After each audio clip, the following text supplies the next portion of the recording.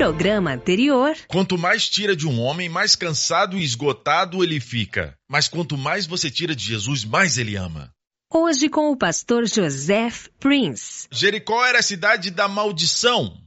Amém? Por que isso? Porque Josué a amaldiçoou. Isso foi depois que Josué e seus homens cercaram aquela cidade, uma vez por dia, por 7 dias. No 7º dia de cercar a cidade, com a Arca da Aliança, 7 vezes. Depois da 7ª vez, eles gritaram. Josué disse, gritem, porque Deus vos deu a cidade. Eles gritaram em uníssono e a cidade caiu.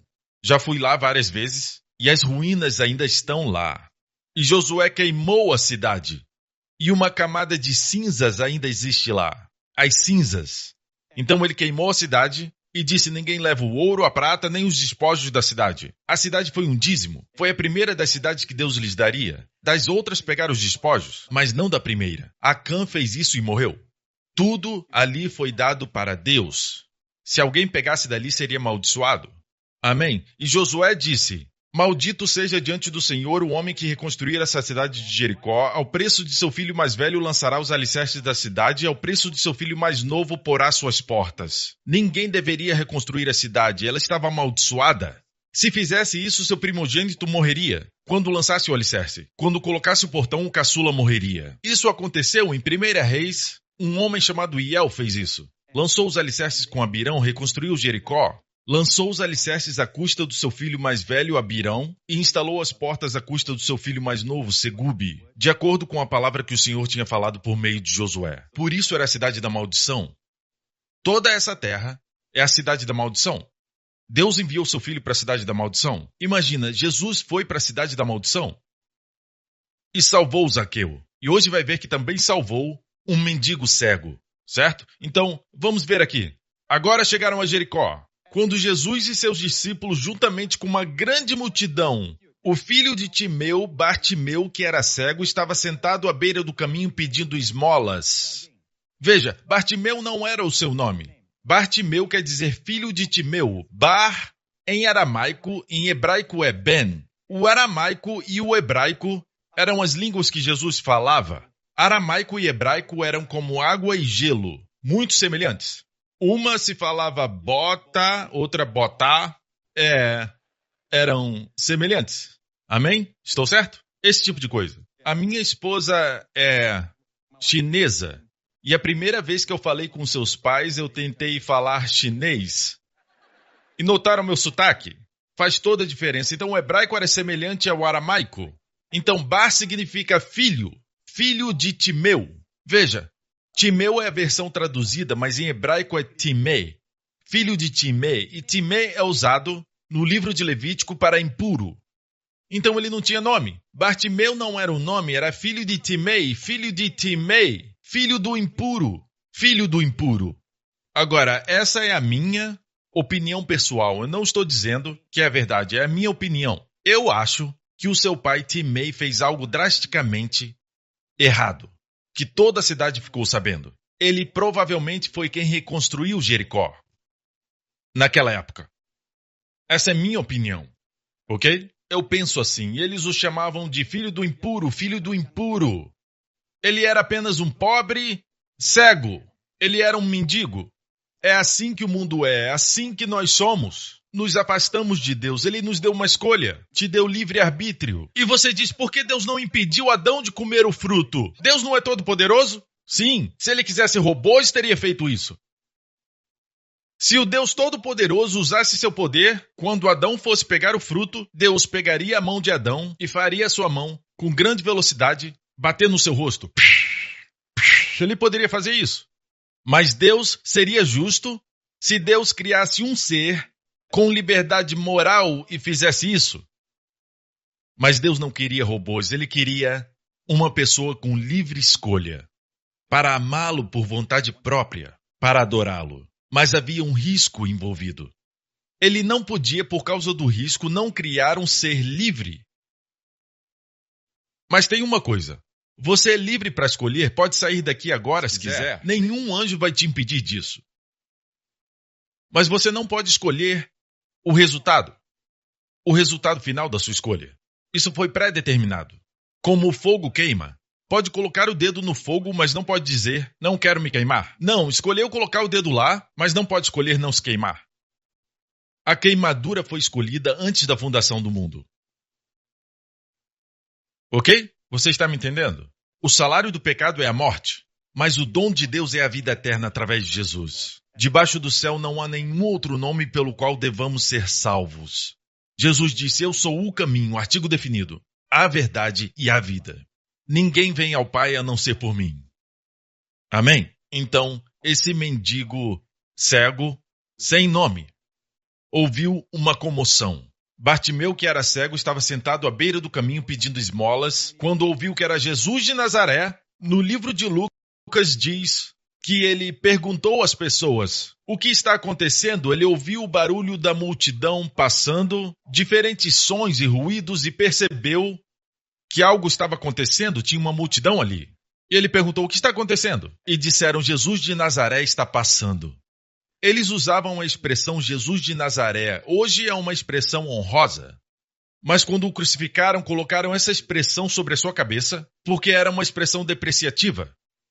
Como Natanael em João capítulo 1, quando ouviu que Jesus veio de Nazaré, ele disse, pode vir alguma coisa boa de lá? Quando olha para o mapa, Nazaré está no meio de Israel. As pessoas vinham do Egito, os 3 continentes cruzavam e cruzavam Nazaré. Então Nazaré se tornou uma cidade conhecida, uma cidade notória, principalmente por causa do pecado. E onde o pecado abundou, Deus colocou seu Filho. A graça superabundou. Amém? Todas as caravanas passavam e paravam em Nazaré. Norte para o sul e sul para o norte. Do Egito indo para a Síria e vice-versa. E também para o oeste, para o Jordão.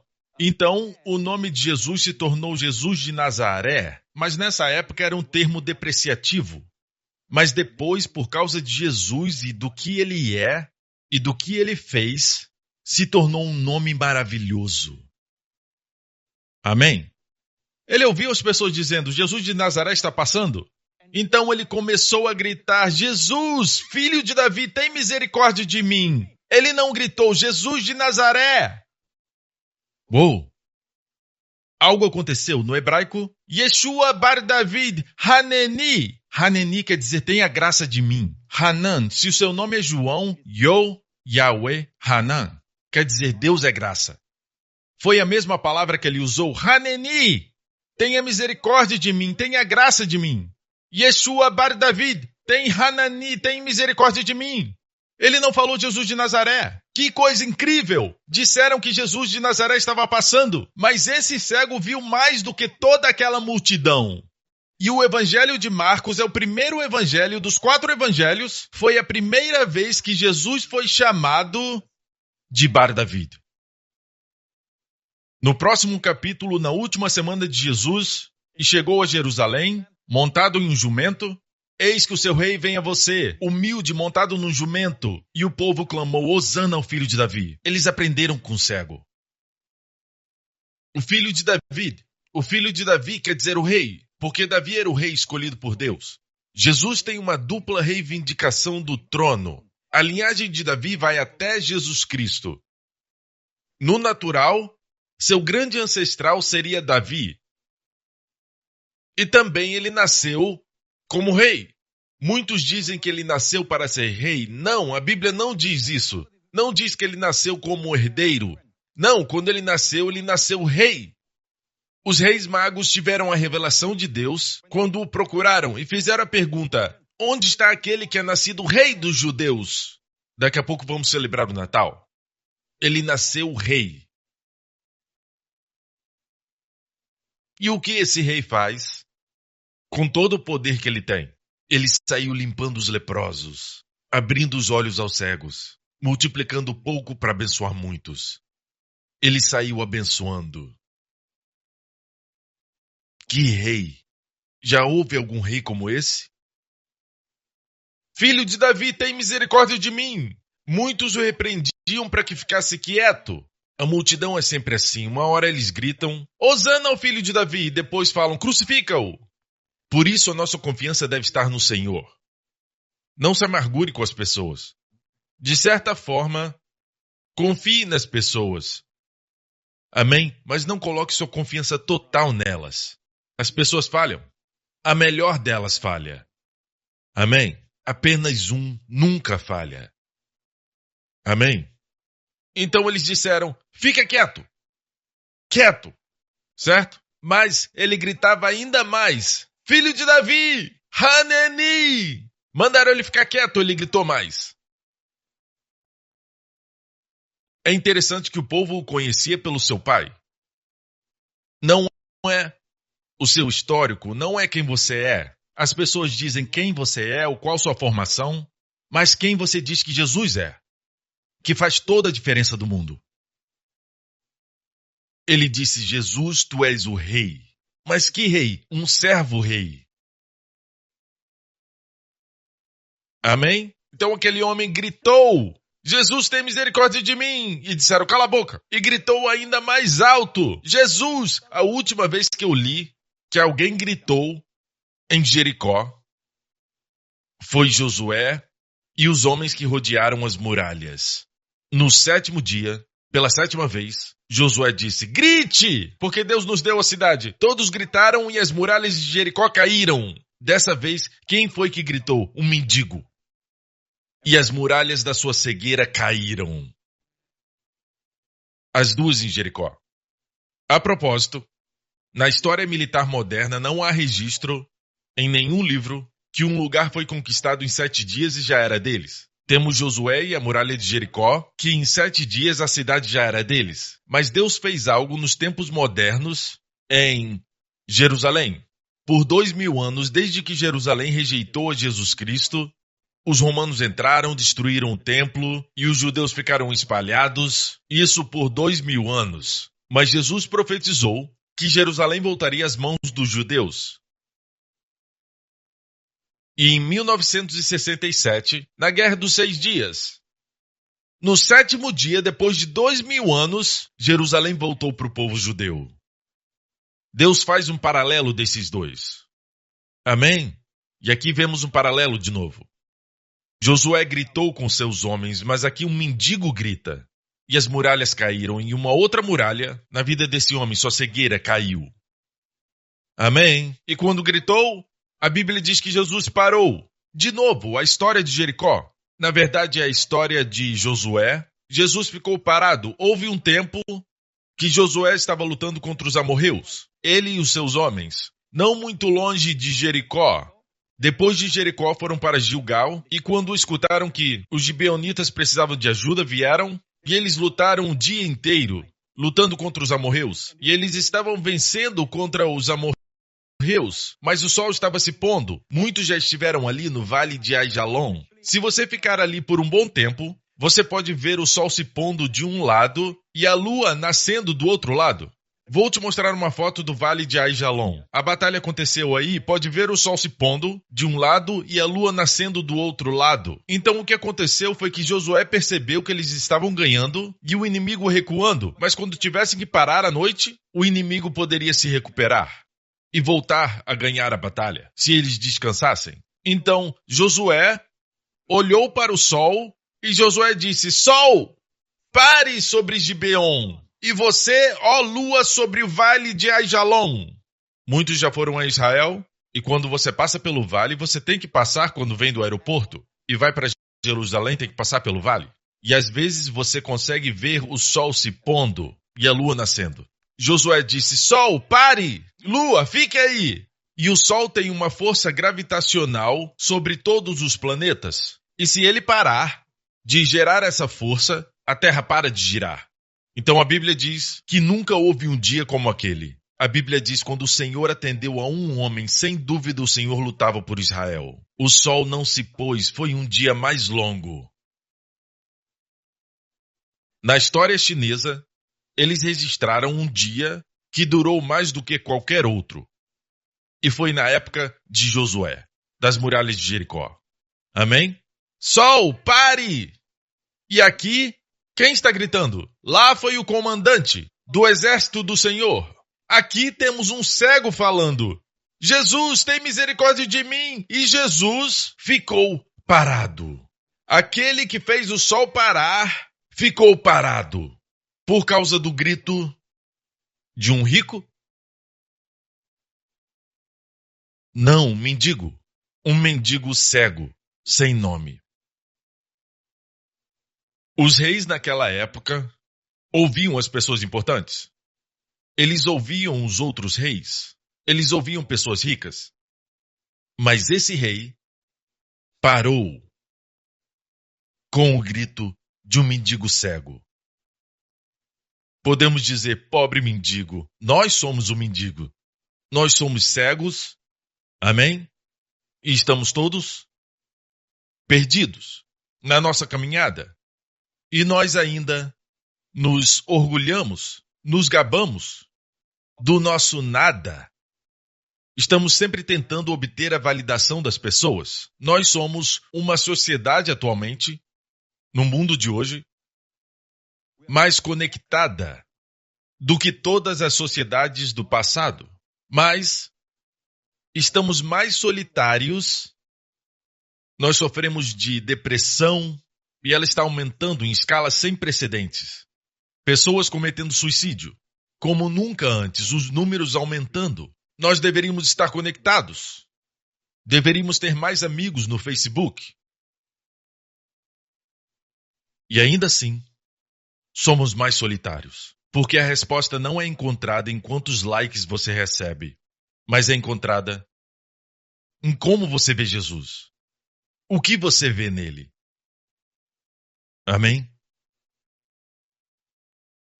Aleluia. Tem algo sobre Jesus que está nos evangelhos. Leia com cuidado. Não dá para convencer Jesus a ter uma boa opinião sobre você. Também não dá para convencê-lo a ter pensamentos ruins sobre você. Eu aprendi isso de Jesus. Nós geralmente julgamos as pessoas baseado em como elas nos tratam. Se elas nos tratam bem, temos boas opiniões delas. Se escrevem ou falam coisas ruins sobre nós, nós pensamos mal daquelas pessoas. Isso mostra que não podemos ser objetivos, mas o Senhor tentavam elogiá-lo, mas ele ia direto ao ponto. Amém? Então, devemos ser como ele. Ele é totalmente adorável. Posso ouvir um amém? Então Jesus parou e disse, chamem-no. E chamaram o cego, as mesmas pessoas que mandaram ele ficar quieto.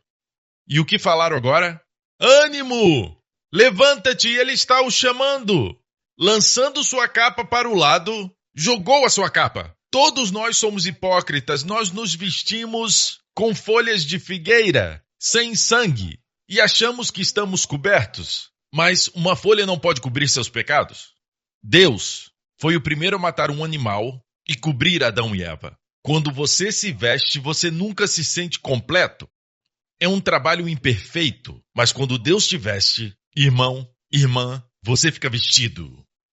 É uma figura do seu filho que viria e morreria. E com o seu sangue, a pele de animais é cheia de sangue. Sem derramamento de sangue não existe perdão de pecados. E Jesus derramou seu sangue. Amém? Glória a Deus. Lançando sua capa para o lado, ele disse, eu não vou voltar do mesmo jeito. Eu vou. E vou jogar minha capa. E a capa naquela época era uma espécie de seguro. Os mendigos, se eles fossem mendigos de verdade, fossem cegos, eles recebiam uma capa de reconhecimento para as pessoas saberem que eram mendigos legais. Não alguém fingindo que era mendigo. E dirigiu-se a Jesus. Olha para esse rei. E Jesus disse, o que quer que eu lhe faça?